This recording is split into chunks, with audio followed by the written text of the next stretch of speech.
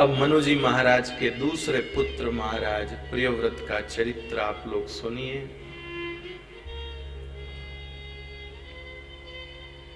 महाराज प्रियव्रत बड़े भक्त थे। प्रियव्रतो भागवत आत्मा राम, कथम मुने ग्रहे रमत यन्मूल कर्म बंध पराभव। कृपानाथ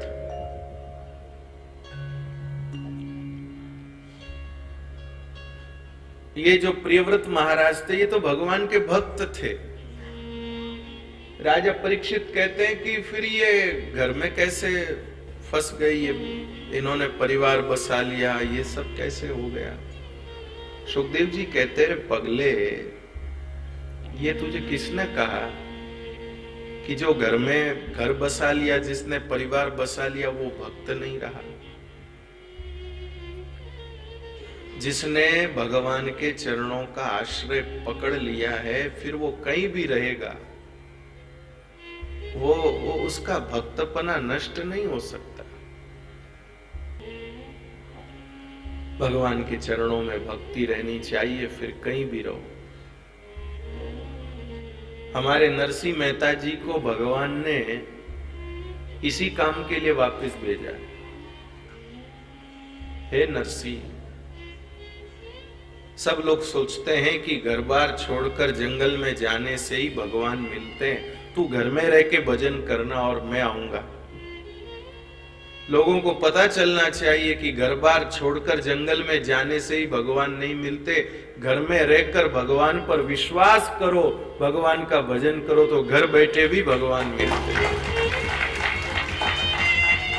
और जंगल में जाकर तप करने वालों को जितनी बार भगवान नहीं मिले उससे ज्यादा बार नरसिंह जी को घर बैठे भगवान मिले।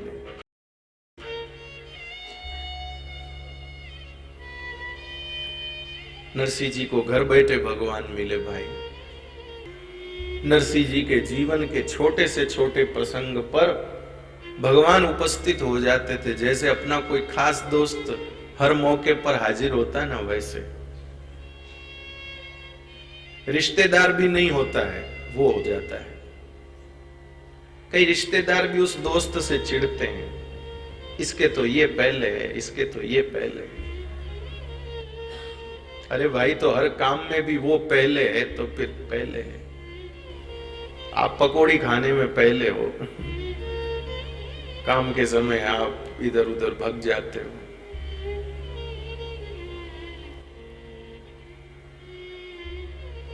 तो भगवान ऐसे नरसिंह जी के छोटे से छोटे काम में हाजिर रहते थे।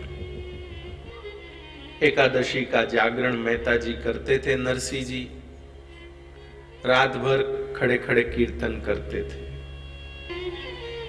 रात भर खड़े खड़े कीर्तन करते थे। नरसिंह जी की मामी जी वो रात को नरसिंह जी को एक लोटा पानी पिला देती थी। एकादशी का व्रत रहता था, कुछ खाया पिया नहीं रहता था, तो अर्धरात्रि को 2-2:30 बजे मेहता जी को एक लोटा पानी दे देती थी नरसिंह जी की मामी जी। दुर्जनों को अच्छा नहीं लगा। उन दुर्जनों ने नरसिंह जी के मामा जी के कान भरे कि बाप रे बाप, कैसी हल्की बात है, आपकी पत्नी रात को उस नरसिंह को पानी पिलाती है। पत्नी आपकी है और अर्धरात्रि को उस नरसिंह बहरूपीय को जल पिलाती है। धिक्कार है। हमारी पत्नी होती तो ऐसे कर देते, वैसे कर देते, ऐसे उल जलूल कुछ भी बोलकर नरसिंह जी के मामा जी को ऐसा भ्रमित कर दिया कि नरसिंह जी के जो मामा जी थे उन्होंने अपनी पत्नी को कमरे में बंद कर दिया कि देखें कौन पानी पिलाता है। वो बेचारी बोली, मुझे जाने दो, नरसिंह को कौन जल पिलाएगा, पड़ी रहे बड़ी आई जल पिलाने वाली। खबरदार कमरे से बाहर निकली थी और कमरे को बाहर से ताला लगा दिया। और जो दुर्जन लोगों ने कान भरे थे उनको जाकर मूंछ घुमाने लगे अपनी, बंद कर दिया कमरे में। नहीं मानती है तो पड़ जाए। इधर मेहता जी तो भजन में लगे, कीर्तन में लगे, दुर्जन लोग भी जागरण में गए, देखें आज पानी कौन पिलाता है। ऐसे तो नहीं जाते थे पर उस दिन गए, आज कौन पानी पिलावे, अब प्यासा मरेगा ये। लेकिन जैसे ही अर्धरात्रि हुई वही नरसी की मामी जी आई, हाथ में लोटा लिए हुए, लय नरसी जल पी ले। नरसी जी ने गट गट जल पिया, लोटा पकड़ाया, मामी जी गई। दुर्जन लोग आंखें फाड़ के देखने लगे कि ये आई कहां से। दौड़े दौड़े गए नरसी जी के मामा जी के पास और जाकर दरवाजा पीटने लगे। अरे तुमने तो कहा था तुमने अपनी पत्नी को कक्ष में बंद कर रखा है, कोई पिलाएगा नहीं पानी, लेकिन वहां तो नरसी को जल पिला दिया है और तुम्हारी ही पत्नी ने आकर पिलाया, तुम्हारी ही पत्नी ने आकर के पिलाया। अच्छा, हो नहीं सकता। और वो किवाड़ खोला, देखे तो पत्नी वही। अब वो दुर्जनों को बोला, देखो मेरी पत्नी पे आरोप लगाते, वो तो ये रही। अब वो दुर्जन लोग बोले, इसको हमने वहां पानी पिलाते हुए देखा। अरे लेकिन मूर्खों, ये तो कमरे से बाहर नहीं गई, ताला मैंने अभी खोला, लेकिन यही वहां थी। बोलते ही कोई बहन है क्या? वो बोली, मेरी कोई बहन नहीं है, लेकिन नरसी जिसका गुणगान गा रहा था, ओ दुर्जन लोग दौड़े दौड़े नरसी के पास गए। अरे मेहता सच बता, क्या जादू टोना जानता है? तेरी मामी तो ताले में बंद थी, लेकिन वो आकर के पानी पिला गई, ये कैसे हो गया? ये क्या जादू करामात तूने करी? मेहता जी कहते, ये मेरी कोई जादू करामात नहीं है, मैं जिसका गुणगान गाता हूं ये सब उसकी करामात है। आप भाग्यशाली हो, कीर्तन मैंने किया, दर्शन तुमने किया। कीर्तन मैंने किया, दर्शन तुमने किया। मैं जिसका जिक्र करता हूं वो मेरी फिक्र करता है। मैं जिसका जिक्र करता हूं वो मेरी फिक्र करता है। बदरिया कितनी भी बरसे, छतरिया वो पकड़ता है। कृपानाथ, ऐसी बात है। तो ऐसा नहीं है कि ग्रस्त में रहने वाले, जो ग्रस्त में जो भजन करते हैं उनका भजन छोटा है, ऐसा नहीं है। जंगल में रह के भी मन ही ना लगे भजन में, तो क्या भजन कर रहे हैं?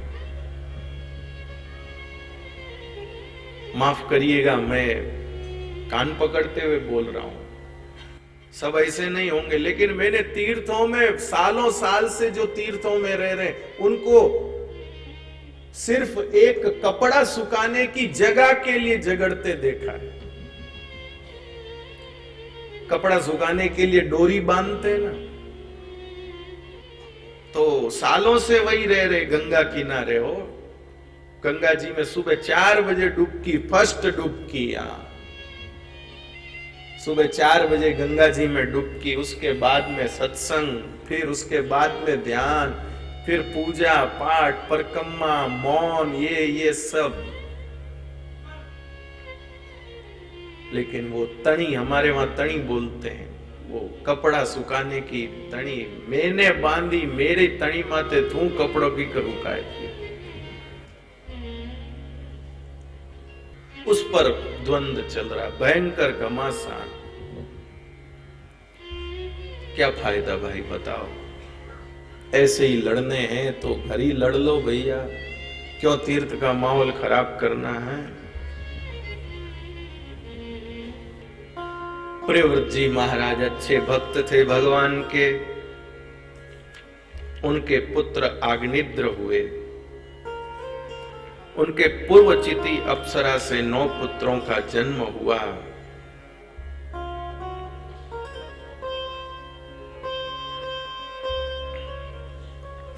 तब उनके वहां राजा नाभि हुए और नाभि राजा के यहां भगवान ने ऋषभ देव जी के रूप में अवतार लिया। बोलिए ऋषभ देव जी महाराज की। ऋषभ देव जी के रूप में भगवान ने अवतार लिया और भगवान ने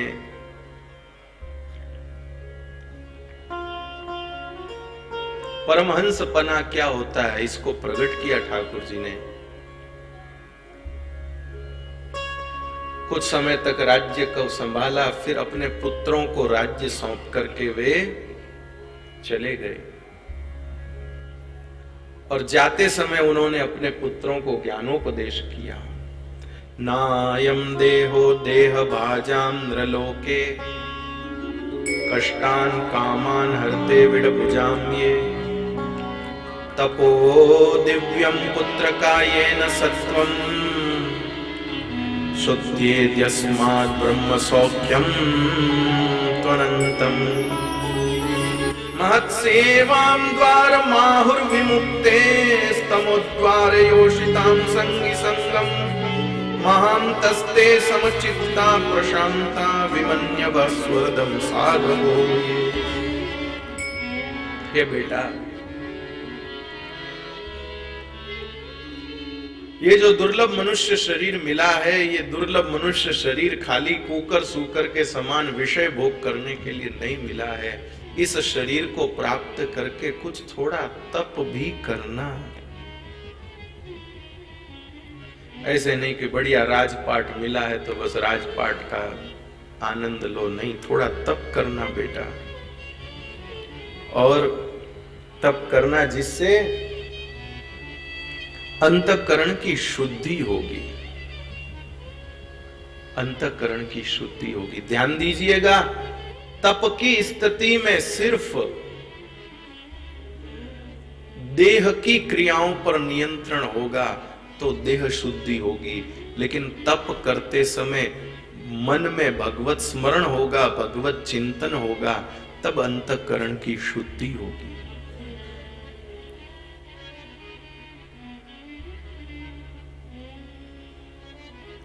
अब एकादशी का व्रत किया, निर्जला एकादशी। अब निर्जला एकादशी का व्रत किया, दिन भर भैया कुछ पानी की एक बूंद तक नहीं ली,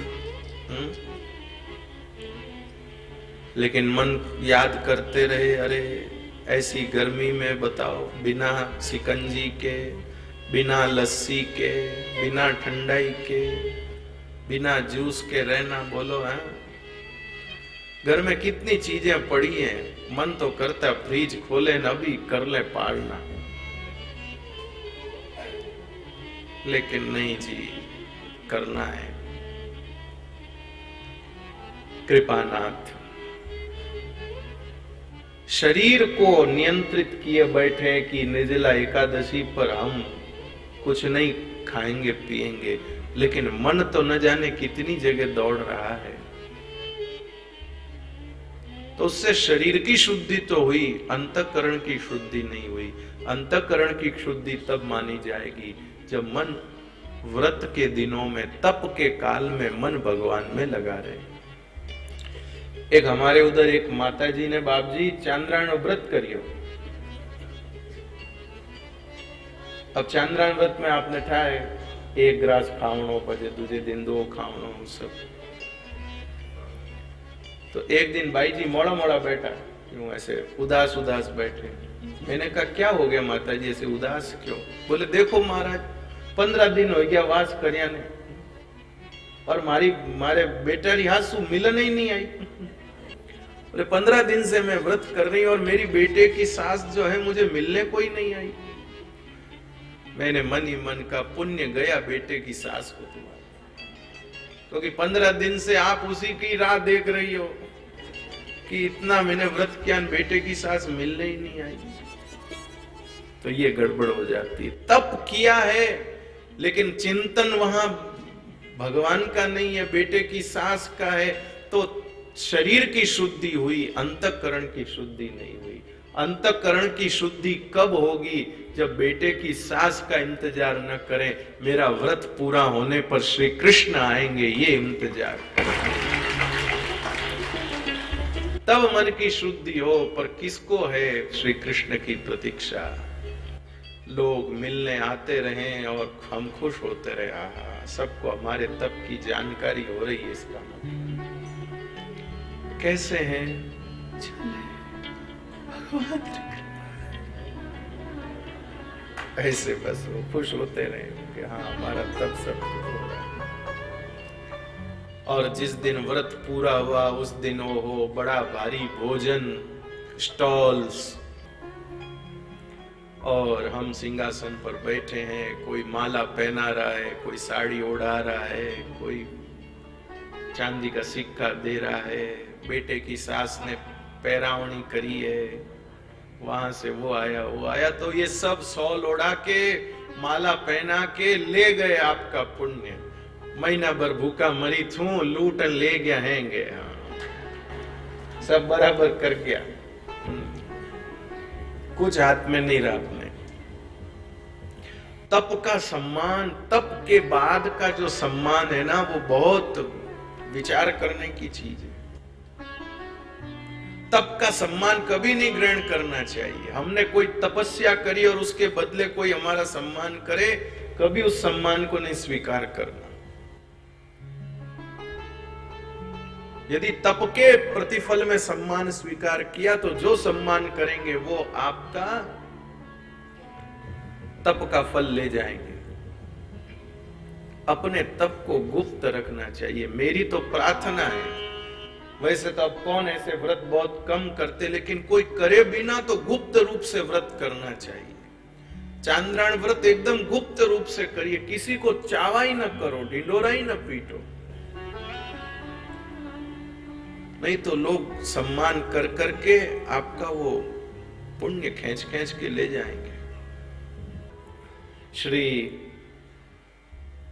ऋषभदेव जी महाराज ने कहा, बेटा महापुरुषों की सेवा मुक्ति का द्वार है। और महापुरुष कौन? जो समान चित्त हैं, जो परम शांत हैं, जो क्रोधहीन हैं, सबके हित चिंतक हैं, सदाचार संपन्न हैं, ऐसी बातें जिनमें है वे महापुरुष हैं। उनका संग करना, उसी से मुक्ति मिलेगी बेटा। इन्हीं के ऋषभदेव जी महाराज के ही पुत्र हुए भरत जी महाराज, वो भी राजपाट छोड़कर वन में चले गए, लेकिन वन में एक मृग में आसक्त हो गए। और मृग में आसक्त हो गए तो फिर आसक्ति तो भैया मृग छोड़ो, एक फूल में भी हो जाए ना तो तकलीफ है। फूल छोड़ो, एक शॉल में भी हो जाए तो तकलीफ है। संसार में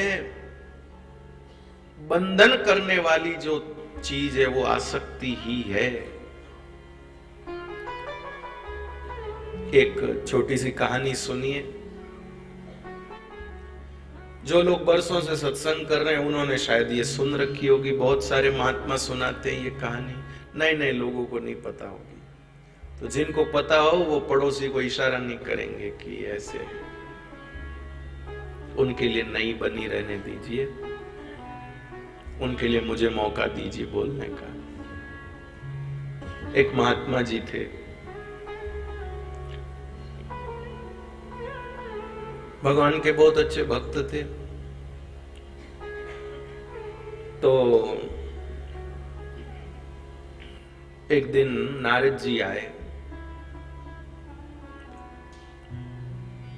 तो महात्मा जी के जो चेले थे उन सब चेलों ने कहा, महाराज, नारद जी महाराज, हमारे गुरुजी इतना भजन करते, इतनी तपस्या करते, इतनी साधना करते हैं, तो किस लोक में जाएंगे? बोले तुम चिंता मत करो, वो बहुत बड़े लोक में जाएंगे और जब तुम्हारे गुरुजी की मुक्ति होगी उस समय देखना ढोल नगाड़े अपने आप बजेंगे, कोई बजाएगा नहीं, अपने आप बजेंगे। चेलों को बहुत अच्छा लगा। कुछ दिनों बाद उनके गुरुजी चले गए ऊपर। चेले बेचारे सब कान खोल के बैठे, ढोल नगाड़े बजेंगे, लेकिन न कोई ढोल बजा न नगाड़ा बजा, घंटी भी नहीं बजी। बेचारे चेले चिंता करने लगे, क्या हमारे गुरुजी की मुक्ति नहीं हुई? माना गुरुजी यूं ही रह गया बीच में। क्या बात हो गई? चेले उदास उदास रहने लगे। नारद जी ने कहा था गुरुजी की मुक्ति होगी, ढोल नगाड़े बजेंगे, हमारे घंटी नहीं बजी, इसका मतलब गुरुजी अटक गए। एक दिन नारद जी आए। चेलों ने नारद जी को घेरा। बाप जी, आपने कहा था गुरुजी की मुक्ति होगी, ढोल नगाड़े बजेंगे। महाराज गुरुजी को गए हुए इतना समय हो गया, ढोल नगाड़े छोड़ो, घंटी नहीं बजी, हमारे गुरुजी का क्या हुआ? नारद जी ने कहा बजना तो चाहिए था, अब क्यों नहीं बजे पता नहीं, चलो छोड़ो। पहले मुझे बताओ तुम्हारे गुरुजी क्या करते थे, कहाँ जाते थे, कहाँ आते थे, वो सब चीज मुझे बताओ। सब बताया चेलों ने। ऐसे अचानक नारद जी जंगल में गए, जो गुरुजी जाते थे वापिस आते थे तो रास्ते में एक बेर का पेड़ था, उसमें नारद जी का पीतांबर अटक गया। तो नारद जी निकालने लगे तो देखा उस बेर के पेड़ पर एक लाल लाल रंग का बेर का फल था, बोर बेर। उसको तोड़ा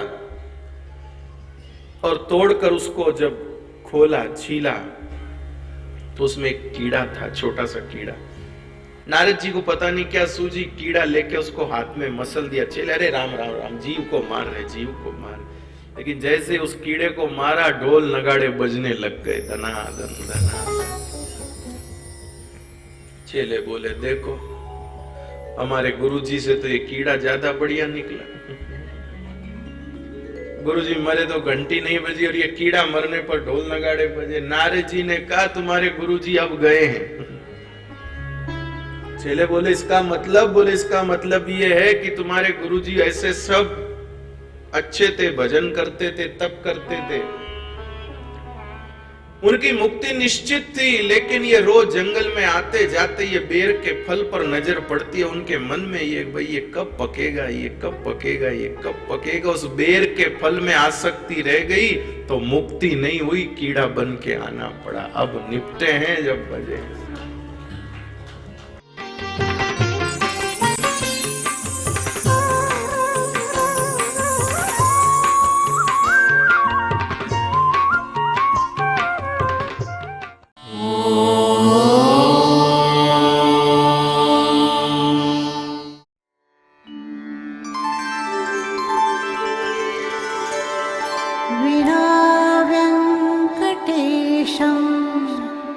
ननाथो ननाथः सदा वेङ्कटेशं स्मरामि स्मरामि। हरे वेङ्कटेश प्रसीद प्रसीद। प्रियं वेङ्कटेश प्रयच्छ प्रयच्छ।